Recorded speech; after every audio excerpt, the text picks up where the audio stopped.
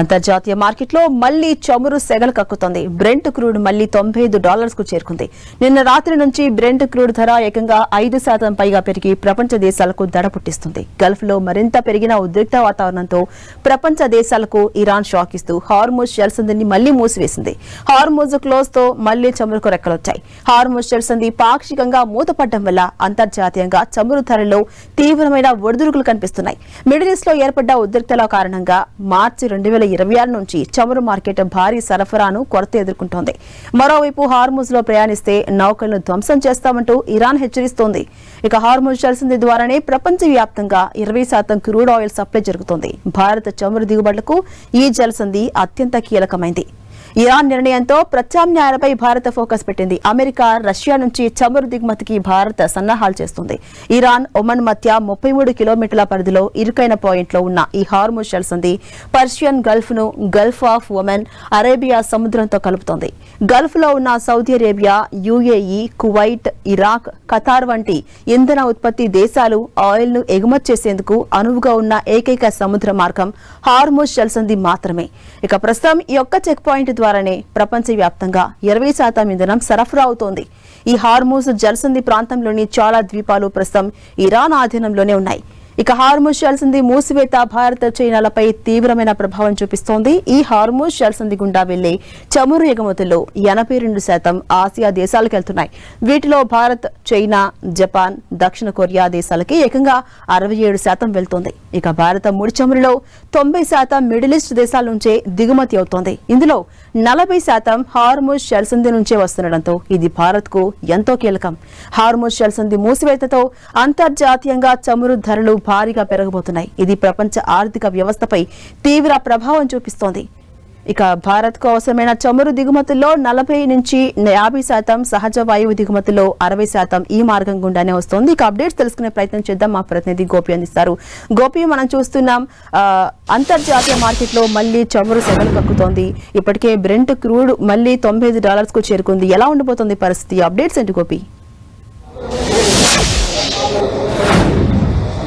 Johnson, నిన్న America Iran పైన మరోసారి దాడులకు పాల్పడము, హార్ముజ్ జలసంధి సమీపంలో ఉన్న కీలక స్థావరాలను లక్ష్యంగా చేసుకుని ఈ యొక్క దాడులకు పాల్పడింది. ముఖ్యంగా ఇరాన్ కి సంబంధించిన రాడర్ వ్యవస్థను నాశనం చేసే ప్రయత్నం అయితే అమెరికా చేయడం జరిగింది. దీంతో ఇరాన్ కూడా ప్రతిదాడికి ధీటుగా ఇటు హార్ముజ్ జలసంధిని పూర్తిగా నిలిపివేస్తున్నట్టుగా కూడా ప్రకటించడం జరిగింది.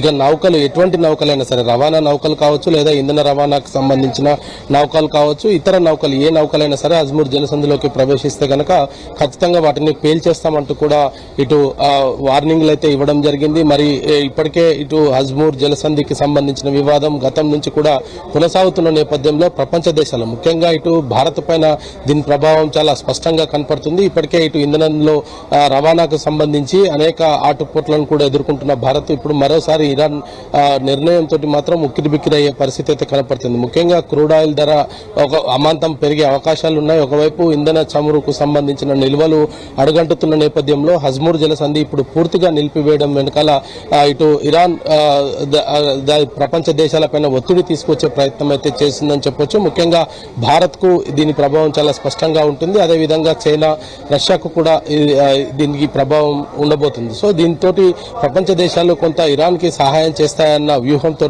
ఇరాన్ అయితే ఈ యొక్క నిర్ణయం తీసుకున్నట్టుగా తెలుస్తుంది. అయితే అమెరికా మాత్రం ఇప్పటికే తమ దాడులు ఇంకా కొనసాగుతాయని, ఇంకా వారం రోజుల్లో ఇరాన్ లొంగిపోక తప్పదంటూ కూడా హెచ్చరికలు జారీ చేయడం జరిగింది. ఒకవేళ ఈ అణుబాంబులకు సంబంధించిన ప్రయత్నం చేస్తే గనక ఇటు ఇరాన్ ని పూర్తిగా తుడిచిపెడతామంటూ కూడా ట్రంప్ హెచ్చరికలు జారీ చేయడం జరిగింది. ఇటువంటి నేపథ్యంలో మరోసారి నిన్న అమెరికా వైమానిక దాడుల నేపథ్యంలో మరి ఏం జరగబోతుందన్న ఉత్కంఠ అయితే ప్రపంచ దేశాల్లో నెలకొన్న పరిస్థితి ఉంది. ముఖ్యంగా ఇటు సౌదీ అరేబియాకు సంబంధించి యుఏఈ, సౌదీ అరేబియా, ఖత్తర్ లాంటి దేశాలంతా కూడా ఈ హార్ముజ్ జలసంధిపైనే ఆధారపడ్డ నేపథ్యంలో మరి ఇటు అమెరికా, ఇరాన్ యుద్ధాలు మరి తీవ్ర స్థాయికి వచ్చిన నేపథ్యంలో ఏం జరగబోతుంది అన్న ఆందోళన అయితే ఇటు నెలకొంది. ముఖ్యంగా ఈ దేశాల రవాణా వ్యవస్థ అంతా కూడా పూర్తిగా హార్ముజ్ జలసంధిపైనే ఆధారపడ్డ నేపథ్యంలో ఇప్పుడు ఇరాన్ తీసుకున్న నిర్ణయం వల్ల ఎక్కడికక్కడ రవాణా వ్యవస్థ పూర్తిగా నిలిచిపోయే అవకాశాలు కనపడుతున్నాయి. మరి ప్రపంచ దేశాలు ఇటు అమెరికా పైన ఒత్తిడి తీసుకురావాలి, ఈ యొక్క యుద్ధాన్ని వెంటనే ఆపేయాలి, మా దేశానికి సంబంధించిన